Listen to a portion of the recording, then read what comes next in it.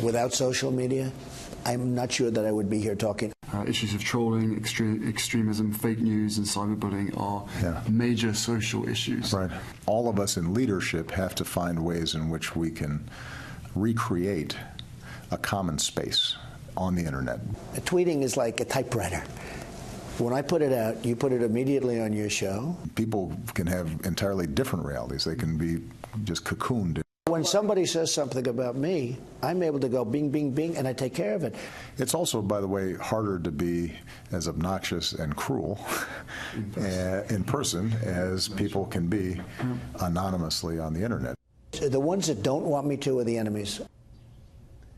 The 45th president and the 44th president with different views on social media. Let's bring in our panel. Charles Hurt, opinion editor for the Washington Times.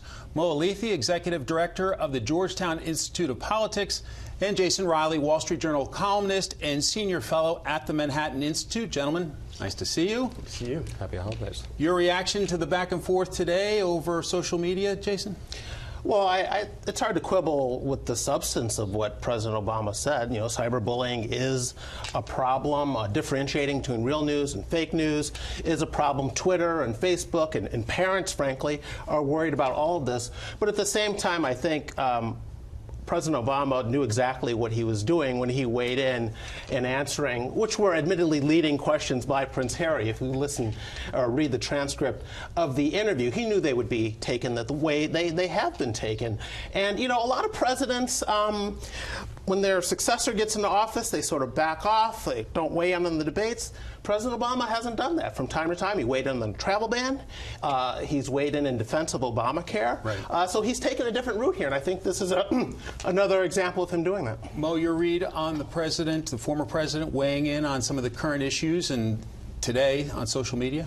I think one of the greatest challenges we face today politically, and this is a completely nonpartisan problem, is this great siloing and great cocooning that's happening. And social media and technology actually allows that to happen. The Wall Street Journal ran this great graphic right before the election, where they took a progressive's Facebook feed and a conservative's Facebook feed over the same exact period of time using the same exact keywords, and you would think they live in very, very different worlds, very, very different realities.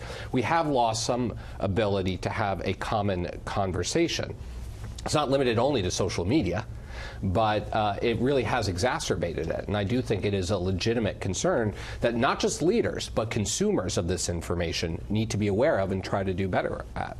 And Charlie, the tweeting might make some of President Trump's advisors gray, but no signs of him giving up the Twitter feed, huh? Hey, it's great for us, right? Right. In the press. Well, you know, this reminds me of how obnoxious President Obama can be. You know, he goes over to the BBC and talks to Prince, whatever his name, William, or whatever his title is, Harry, and whatever.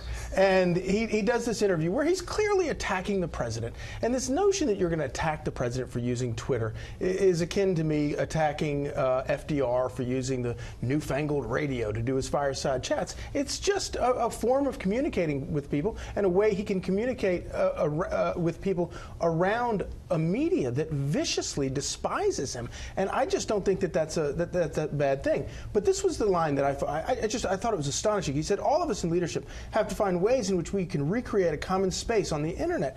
The arrogance of that from President Obama, and it shows that he really doesn't understand the internet. He doesn't understand the beauty of the internet is that leadership has nothing to do with creating or recreating anything. This is just people with a million connections with other people sort of interacting. And the notion that he's going to sit back and say, oh, well, you know, people like me in leadership, I need to go in here and fix all of this. No, you don't. You just mess it up. And he also said government, in fairness, he said government should not be the one to do that, and that this is about people in leadership taking responsibility. And as I said, it's also on the consumers, right? And it's not just the people who are online. I mean, when we get off the air and I go to my Twitter feed, I guarantee there are going to be people there that say I should go to another network because I'm a Democrat. That alone tells you just how siloed and cocooned we are. And I applaud his saying that, but the problem is that the policies that his administration put forward didn't fall into line with that. You know, this whole debate over net neutrality is a belief that the government should be involved in traffic copping all of this stuff. Well, and Mo, for the record, we're glad to have you. I'm glad to be here. I'm glad to be here.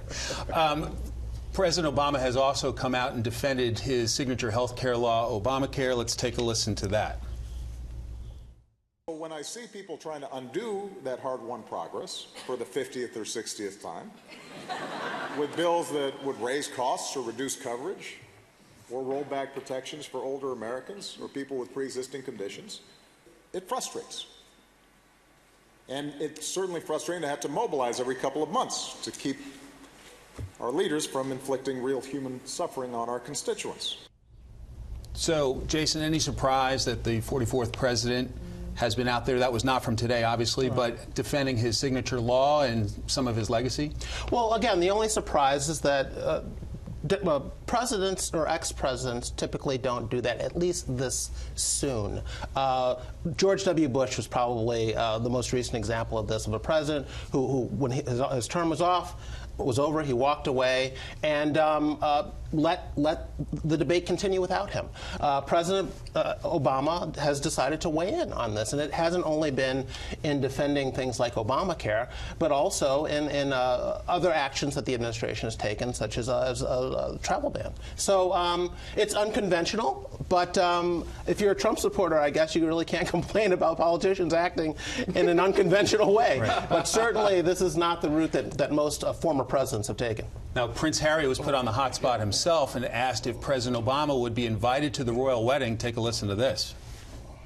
We share the same kind of mindset and the outlook on the charitable sector, on foundations, and mainly on the youth of today. The young people of this world are incredibly inspirational. Well enough to invite him to your wedding?